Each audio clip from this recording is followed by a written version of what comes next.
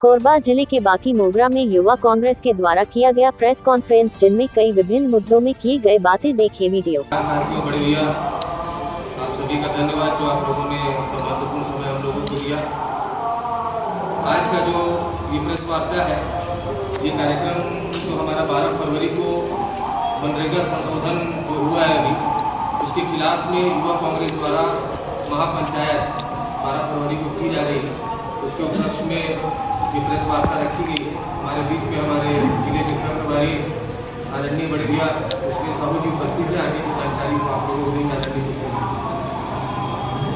आज यहाँ प्रेस वार्ता के माध्यम से सभी लोग सोशल मीडिया को बताने के लिए आए थे कि 12 फरवरी युवा कांग्रेस के राष्ट्रीय प्रभारी के नेतृत्व में एक महापंचायत करने जा रहे हैं, जिसमें कि सारे युवा कांग्रेस के साथी और सीनियर कांग्रेस की उनकी उपस्थिति में एक महापंचायत किया जाएगा। और उसमें बातें रखी जाएगी कि मनरेगा बचाओ जो भी चल रहा है सम्मान उसी की आगे विरोध किया जाएगा। और साथ ही साथ अभी राष्ट्रीय युवा कांग्रेस जो 40 वर्ष से कम उनके जो हैं साथी, उन्हें एक मौका देने जा रही है। राष्ट्रीय नेतृत्व, राष्ट्रीय सचिव के लिए उनका जो जनप्रतिनिधि चुनाव लड़े हैं, चाहे वो हारे हों या जीते हों, उनके लिए भी एक मौका दे रही है। जो समाज सेवा काम जो वहाँ से काम किए हैं, अच्छे कामों को आगे बढ़ा रहे हैं, ऐसे लोगों से जो नीचे तबके के लोग हैं आगे नहीं बढ़ पा रहे हैं एक कांग्रेस या कांग्रेस के, तो वो एक ऑनलाइन फॉर्म लॉन्च किया गया है कांग्रेस, उसे वो स्कैन करके और फेसबुक या इंस्टाग्राम लिंक के माध्यम से वो उसे फिलअप करेंगे और कुछ डिटेल्स मांगेगा उनसे कितने आप लोगों ने कितने बार जो घिराव किया है, क्या किया है, ऊर्जा आंदोलन में सहयोग रखा है, उसके हिसाब से उन्हें एक मौका दिया जाएगा और राष्ट्रीय लेवल में काम करने का मौका मिलेगा। उसमें भी बताया गया। और ये जो महापंचायत का आयोजन है, ये बेसिकली ऐसा है कि जो भी 40 वर्ष से कम के युवा या जिला पंचायत चुनाव लड़े हों या जनपद का चुनाव लड़े हों या सरपंच का चुनाव लड़े हो या पंच का चुनाव लड़े, जो भी जनप्रतिनिधि वाली जो चुनाव, जो भी साथी हमारे युवा साथी जो चुनाव लड़े, चाहे वो हारे हों या जीते हों, जो ग्रामीण अर्थव्यवस्था से जुड़े हुए व्यक्ति हैं और जो कांग्रेस विचारधारा के लोग हैं या फिर जो अभी जो विचारधारा चल रही है उसके खिलाफ में, मनरेगा के खिलाफ में जो भी इसका समर्थन कर रहे हैं युवा, उनकी एक महापंचायत रखी गई है 12 फरवरी को रायपुर में, जिसमें हमारे राष्ट्रीय अध्यक्ष और राष्ट्रीय प्रभारी भी उपस्थित रहेंगे, जैसा कि उसने बताया। और जो महात्मा गांधी जी के नाम पे कुठारघात हुआ है, जो मनरेगा का नाम बदलकर वीजी राम जी कर दिया गया है, जिसमें कि जो युवा है, जो मजदूर है, जो बेरोजगार है, पहले रोजगार की गारंटी हुआ करती थी, अभी वो चीज़ समाप्त हो गई। क्यों? क्योंकि जिस तरह आप लोगों को भी ज्ञात है कि आज जिस तरह राज्य सरकार धान की खरीदी नहीं कर पा रही है, पहले तो 90% जो है केंद्र का अंश रहता था, लेकिन अब इसे घटाकर 40% केंद्र की भागीदारी रहेगी और 60% स्टेट की, राज्य की भागीदारी रहेगी। और हमारे राज्य का जो खस्ता हाल है आप लोगों से छुपा हुआ नहीं है कि आर्थिक स्थिति राज्य की सरकार की क्या है। इस वजह से हम इसका विरोध कर रहे हैं। इसी विरोध के आगे चरण में 12 फरवरी को हमारी जो महापंचायत है, जो मनरेगा संशोधन के खिलाफ में की जाएगी। और जैसा कि नेतृत्व क्षमता को कुशल करने के लिए हमारे युवा कांग्रेस द्वारा राष्ट्रीय स्तर पर अब किसी के रिकमेंडेशन से नेता नहीं चुने जाएंगे। हमारे जो शीर्ष नेतृत्व है, उनके द्वारा ये एप्लीकेशन फॉर्म लाया गया है, जिसमें सीधे जो व्यक्ति फील्ड पर काम कर रहा है, जो जनता के लिए लड़ रहा है, जो अन्याय के खिलाफ लड़ रहे हैं लोग, चाहे वो युवा कांग्रेस का पदाधिकारी हो, चाहे वो किसी भी NGO से जुड़ा हुआ हो या फिर कोई बड़े आंदोलनों से जुड़ा हुआ व्यक्ति हो, वो इसमें सीधे अप्लाई कर सकता है और उसे एक कैंपेन के माध्यम से सेलेक्ट किया जाएगा उन लोगों को, फिर इंटरव्यू होगा, फिर वो राष्ट्रीय नेतृत्व में उन्हें सम्मिलित किया जाएगा। तो एक बार हम लोग यह सब लोग मिलकर एक बार पोस्टर इसका विमोचन कर देते हैं।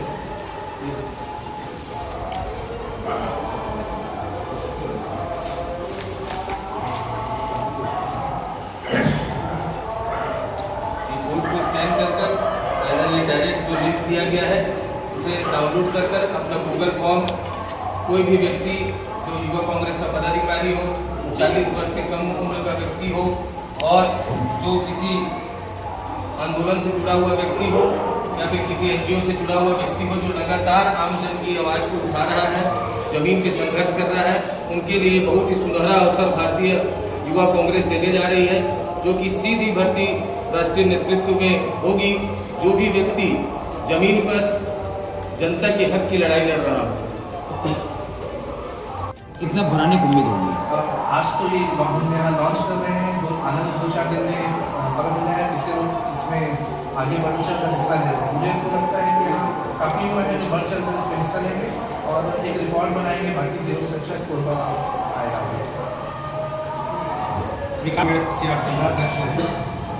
नाम परिवर्तन से किस तरीके से नुकसान होगा? देखिए, सिर्फ यह नाम की बात नहीं है, जो इन लोगों की जो मूल विचारधारा है जो मनरेगा को लेकर, मनरेगा ग्रामीण अर्थव्यवस्था के लिए एक वरदान था, जो कि एक अधिकार देता था ग्रामीण मजदूरों को कि उनकी जो है रोजगार और जो दिहाड़ी है वो पक्की सुनिश्चित रहे। लेकिन अभी स्थिति ये हो चुकी है कि इन लोगों को महात्मा गांधी जी जो हमारे राष्ट्रपिता हैं के नाम से हो गई और इन्होंने नाम बदला और इसको एक योजना की तरह लाई लोगों ने, बाद में इसको बिल पेश करके एक्ट बनाया। इसमें 125 दिन का इन लोगों ने कहा है कि रोजगार दिया जाए। मुझे आप बताइए कि पिछले 2 साल से सरकार है, कितने मनरेगा की जो मजदूरी पेंडिंग है। पहले इसमें रोजगार सहायक इन्वॉल्व हुआ करते थे, ग्राम पंचायत तय करती थी कि भाई ग्राम पंचायत में कौन से कार्य होंगे कौन से नहीं। अब जब से ये बीजी राम जी वाला बिल आया है, इसमें ये लोग दिल्ली से तय करेंगे कि उस ग्राम पंचायत में क्या आवश्यकता है, किस काम की आवश्यकता है। तो इसमें सीधा सीधा जो हमला है ग्रामीणों के ऊपर हमला है, जो उनकी जरूरत के हिसाब से नहीं, वो सरकार के मन के हिसाब से कार्य करने का कार्य ये लोग कर रहे हैं। और मनरेगा जो डायरेक्ट सीधे ग्राम पंचायतों को अधिकार देता था कि आपके ग्राम पंचायत में आपके लोगों को आवश्यकता किस चीज़ की है, उस चीज़ पे काम कराया जाएगा, जिससे ग्रामीण अर्थव्यवस्था सुचारू रूप से चल सके एवं आपके ग्राम पंचायत का जो समुचित विकास है वो हो। आपके कार्यकर्ता जो है धान खरीदी केंद्र में जाकर निरीक्षण कर रहे हैं, क्या कुछ कमी लग रही है उसमें? जी बिल्कुल, हम लोग हमारे सभी साथी यहाँ बैठे हैं, हम लोग लगातार, चाहे वो पूर्वी धान मंडी हो, चाहे वो मुंगेरा की धान मंडी हो, हल्दी बाजार की धान मंडी हो, गन्ना की धान मंडी हो, उनको लगातार निरीक्षण किया। जैसा कि आप सभी लोग हमारे पत्रकार बड़े भाई साथी, आप लोग भी काफ़ी ज़्यादा फील्ड पर मेहनत कर रहे हैं और आप लोग देख रहे होंगे कि किसानों की स्थिति कितनी दुर्भर है, उनका धान बिक नहीं रहा है। मैं इसलिए कह रहा हूँ कि आप देखिए ये चीज़ कितनी महत्वपूर्ण है। मनरेगा का नाम बदलकर बीजी राम जी कर दिया गया। पहले 90% केंद्रांश आता था, आज उसको बदलकर कर दिया गया है 60% राज्य का अंश रहेगा और 40% केंद्र का अंश रहेगा। अब आप इस बात से अंदाजा लगा लीजिए कि जो हमारे अन्नदाता है, किसान का भुगतान वो लोग समय पर नहीं कर पा रहे हैं, न उनके धान की खरीदी समय से कर पा रहे हैं, न कोई उचित व्यवस्था उन्हें दे पा रहे हैं। तो आप सोचिए कि मनरेगा का नाम बदलकर बीजी राम जी की क्या स्थिति होने वाली है। देखिए, कागज में 125 दिन लिख देना वो एक अलग चीज है। इसीलिए मैं कह रहा हूँ यहाँ जब किसान का धान खरीदी नहीं हो पा रहा है, जो कि वादा था इनका, तो फिर आप ये कैसे अनुमान लगा सकते हैं या कैसे उम्मीद रख सकते हैं कि आने वाले समय में मजदूरों को रोजगार और उनकी जो दिहाड़ी है वो प्रॉपर 125 दिन मिल पाएगी, जबकि राज्य सरकार की आर्थिक स्थिति इतनी गंभीर है कि यहाँ किसानों की धान खरीदी नहीं हो पा रही है। हमारे ही जिले में कटघोरा विधानसभा में आप लोगों को ज्ञात होगा कुछ दिन पूर्व 2 किसानों ने जहर खाया। अब आप सोचिए उनकी क्या मनोवैज्ञानिक स्थिति होगी कि उनको जहर खाने के लिए मजबूर होना पड़ गया इस भाजपा सरकार में। वापस हो रहा है, उसका जवाब तहसीलदार या नोडल अधिकारी नहीं दे पा रहे हैं। धान खरीदी अब बंद हो गई, अब कैसे होगा उन किसानों की स्थिति? अभी एक दिन पूर्व ही हम लोगों ने पूरे प्रदेश में उपस्थित थे, बाकी मुंडा ब्लॉक में हमारे आदरणीय ब्लॉक अध्यक्ष संजय जाट जी भी बैठे, हम लोगों ने आंशिक धरना प्रदर्शन किया, चक्का जाम किया कि ताकि इसकी डेट को बढ़ाया जाए धान खरीदी। मतलब बात ये है कि शासन की मंशा ही नहीं है धान खरीदने की, क्योंकि उन लोगों ने झूठे वादे कर दिए किसानों से सत्ता पाने के लिए, ये सत्ता के लालची लोग। और आज धान नहीं खरीद रहे हैं, राइस मिल जितने हैं उनके यहाँ छापा पड़ रहा है। और आप किसी भी कोऑपरेटिव सोसाइटी में चले जाइए, मेरे ख्याल से चावल बहुत दिनों से खत्म है, लोगों को चावल तक नहीं मिल पा रहा है। और रही बात बोनस की और उचित समर्थन मूल्य की, ये लोग उसे भी देने में असमर्थ है। ये सिर्फ और सिर्फ कॉस्ट कटिंग, ये बिजनेसमैन लोग। किसानों की धान खरीदी केंद्र में किसान के धान वापस कराया जा रहा है, धान खरीदी अब बंद हो गई, तो आपकी सरकार उसमें क्या करेगी? मतलब आपकी जब सरकार तो है नहीं, अब आप लोग क्या करेंगे विपक्ष में? देखिए, लगातार हम लोग इसके खिलाफ आवाज उठा रहे हैं, मांग अपनी बरकरार रखे हैं कि इसकी तिथि को बढ़ाया जाए। वही इसी संदर्भ में मैंने आपको बताया कि जो चक्का जाम किया गया है, फिर आगे और एक क्रमबद्ध आंदोलन प्रदेश स्तर से जो भी हमको गाइडलाइन आएगी उस पर आगे बढ़ेंगे, जो भी हमारे प्रदेश के नेतृत्व बोलेंगे। हरदी बाजार में धतुरापुर में जो 2 किसान सुसाइड करने का प्रयास किए, जिला प्रशासन कहती है कि उनके पास जमीन नहीं है, आप विपक्ष में हैं, क्या करेंगे? देखिए, इसके लिए हम लोग लगातार आवाज उठा रहे हैं। जिला प्रशासन तो अपने लीपापोती में लगी है, सिर्फ लीपापोती में। जिला प्रशासन और शासन ये कहने के लिए तैयार थे, रिलीज कर दिए थे कि उन लोगों ने जहर खाया ही नहीं। किसी ने शराब का मात्रा दिखा दिया, किसी ने कुछ दिखा दिया। इस मामले को पूरे दबाने की कोशिश की गई है, लीपापोती की गई है इसके लिए। और अगर किसी भी किसान के साथ अन्याय हो रहा है, हम जितने भी कांग्रेस के साथी हैं, कंधे से कंधा मिलाकर उनके साथ उनकी लड़ाई को लड़ते रहेंगे। ये जो गूंगी बहरी सरकार है, हम इनके खिलाफ लड़ाई जारी रखेंगे। जैसा कि आप भी जानते हैं कि हमारी सरकार नहीं है, हम अपनी मांग पुरजोर तरीके से रख रहे हैं और आगे भी रखते रहेंगे, ताकि उनके कान पर जुड़ेंगे और वो किसानों की जो न्याय है, अधिकार है, उनकी जो भावनाएं हैं उनको समझें। कार में 30 जनवरी को शराब भट्टी बंद रहता था, लेकिन इस बार नहीं रहा। इसको आप किस तरीके से देखते हैं? आपने तो देखा होगा, कल ही हमारे यूनिफॉर्म साथी हम लोग सब शहर में ट्रांसपोर्ट नगर में जो अंग्रेजी वाइन शॉप प्रीमियम होते हैं, ये लोग तो एक टाइम में गंगा जल को लेकर के छींच रहे थे कि हम लोग शराब बंद कर देंगे करके, और आज ये लोग प्रीमियम वाइन शॉप का सुविधा दे रहे हैं। और अभी तो आप लोगों को जानकारी होगा, जब से सरकार आई है, फिर उसके बाद लखनलाल देवंगन जी को या तो वो इनके हिसाब से तो प्रमोशन है, हमारे हिसाब से तो डिमोशन है। जो मंत्री अच्छा काम नहीं कर रहा है वो आबकारी विभाग दे दे, तो ऐसे में आबकारी विभाग लखनलाल जी लेकर के खुश हो गए और 67 नया शराब दुकान पूरे प्रदेश में खुलवाए हैं। पिछले बार भी डिबेट हुआ था तो वहाँ पे पूछा था कि ये शराब दुकानें जो खोले हैं आपने, इस पर क्या है, तो बोले हम तो अच्छा क्वालिटी देंगे। तो ये स्तर है, आज मंत्री बोल रहे हैं कि अच्छा क्वालिटी देंगे। ये नहीं देख रहे हैं कि ग्रामीण पंचायत स्तर पे ये जो हमारे जनता है वो दुर्भर हो रही है। हम लोग का मांग यही था कि इससे पहले हमारी केंद्र सरकार जब तक थी और ये जब तक पुण्यतिथि में और उनके जन्म दिवस पर दारू को बंद करने का जो 1 दिवसीय बंद रहता है, उसको इन लोगों ने राजस्व के चक्कर में कल बंद नहीं किया गया, चालू रखा। उसी का विरोध करते हुए छत्तीसगढ़ में बहुत सारे जिलों में हमारे युवकों साथी ने प्रदर्शन किया, हम लोगों ने भी कल प्रदर्शन किया और ये मांग रखी कि अगर ये बंद नहीं करेंगे तो आने वाले समय में हम और आंदोलन करेंगे। और ये कोरबा के एक कोरबावासियों के लिए छत्तीसगढ़ मंत्री का अपमान है, बापू का अपमान है। अब ब्लॉक कांग्रेस में जो अध्यक्ष के रूप में है, आपने बीच में अभी थाना में ज्ञापन सौंपे हैं बढ़ती चोरी को लेकर, इसको आप किस तरीके से देखते हैं? बाकी मुंगरा थाना क्षेत्र में अपराध बढ़ चुका है और चोरी भी बढ़ चुकी है, इसको आप किस तरीके से देखते हैं? अभी हाल ही में आप लोग ज्ञापन सौंपे थे, क्या कुछ जवाब आया? जवाब में यह है कि हम लोग आगे देखेंगे, अभी कोशिश करेंगे। तो अभी ये बोले पुलिस वाले बोले कि हम लोग जाँच कर रहे हैं, जाँच के बाद बताएंगे आप लोग को कि इसमें क्या है।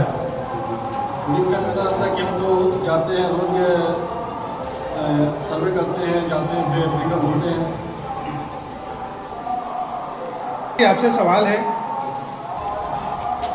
किसका मनोबल मनोबल बढ़ाने में किसकी हाथ है? चोरी के संरक्षण में। चोरी के संरक्षण में आप किसी को नहीं कह सकते, इसमें कम्प्लीटली लापरवाही है प्रशासन की कि वो अच्छे तरीके से मॉनिटरिंग नहीं कर रहे हैं। सबसे बड़ी चीज़ है कि उन लोगों के द्वारा पेट्रोलिंग में लापरवाही बरती जा रही है। दूसरी बात है, हर बार इनका एक कहना होता है कि हमारे पास स्टाफ नहीं है। स्टाफ की कमी इनको पूर्ति करनी चाहिए। आज इंडिया बाकी मुगरा थाना पिछले 2 महीने से बिना थाना प्रभारी के संचालित हो रहा है, तो अपराध का ग्राफ तो बढ़ेगा ही, कम कहाँ से होगा।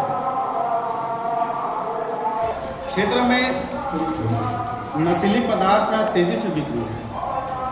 देखिए, ये जो नशीला पदार्थ बिक रहा है, मैं इसके लिए संपूर्ण जिम्मेदार पुलिस प्रशासन को मानता हूँ। और यही जो नशीला पदार्थ है, जितना जो भी क्राइम इस पूरे ज़िले में या पूरे प्रदेश में हो रहा है, उसका मूल कारण है वो नशा। अगर इसको रोक नहीं लगा पा रही है सरकार, अगर प्रशासन इस पर रोक नहीं लगा पा रही है, तो उसे शर्म आनी चाहिए कि इतने अच्छे प्रदेश में वो इस टाइप का, मतलब आज के युवाओं को और जो हमारे आम जन हैं, उनको अगर नशे का सामान परोसा जा रहा है, जैसा कि राकेश भैया ने बताया अभी कि 67 शराब दुकानें खोली जा रही हैं और मंत्री जी मंच पर बैठकर बोल रहे हैं कि हम बहुत ही क्वालिटी की शराब देंगे। तो आप सोच लीजिए छत्तीसगढ़ में क्या स्थिति हो चुकी है नशे में। मंत्री स्वयं बैठ के बोल रहे हैं कि हम क्वालिटी का शराब देंगे। इनको सिर्फ और सिर्फ राजस्व से मतलब है, इनको कोई लेना देना नहीं है कि छत्तीसगढ़ के युवक किस रास्ते पे जा रहे हैं। इनको न रोजगार से लेना देना है, न बढ़ते क्राइम रेट से लेना देना है। आप लोग जुड़े हुए लोग हैं, आप लोगों को पता है पूरे प्रदेश में चाकूबाजी, डकैती, चोरी, बलात्कार कितना ज़्यादा बढ़ चुका है। आज आप बताइए मेरे को, बाकी मुंगरा में बलात्कार की घटना हुई, 3 लोग पकड़ाए, 2 लोग अभी तक कुछ पता ही नहीं है कि वो 2 कौन है। 5 लोगों के ऊपर FIR हुआ, 3 लोग पकड़ाए, जेल गए, लेकिन वो 2 कौन है आज भी लोगों को पता नहीं। खुलेआम 5-6 लोग राड लेकर, जिन घरों में ताला बंद है उसमें लोग सब्बल से मारकर, ताला तोड़कर चोरी करने का प्रयास कर रहे हैं। अब आप सोचिए कि कितनी बड़ी विफलता है। और ये सिर्फ और सिर्फ इसके पीछे मैं मूल कारण मानता हूँ नशा और दूसरा बेरोजगारी। आप में से कोई और साझा करना चाहेंगे? एक चीज़ बोला, शराबबंदी को लेकर, शराब दुकानों को लेकर के 31 तारीख को लेकर के लोग शराब दुकान बंद कर रही हैं। इसके अलावा शासन ने एक और चीज़ बताई है अभी कि होली के दिन भी शराब दुकान खुला रहेगी, साथ ही साथ मुहर्रम के दिन भी शराब दुकान खुली रहेगी। तो ये कुल मिलाकर के ये सरकार केवल और केवल नशेड़ियाँ बढ़ाना चाह रही है और साथ ही साथ जितने अपराध के ग्राफ बढ़े वो चाहती है, ताकि इन लोग यहाँ की पब्लिक जो है अपराधी के मार खाते रहे, लूट कराते रहे अपने घरों में और नशे को ज़्यादा से ज़्यादा बढ़ाते रहे। ये हमारे लिए दुर्भाग्य की बात है। पहले तक तो हमारे सौभाग्य की बात होती है, अब दुर्भाग्य की बात है कि आबकारी मंत्री हमारे जिले में है और अपराध का गढ़ सबसे ज़्यादा हमारे जिले में बढ़ा है।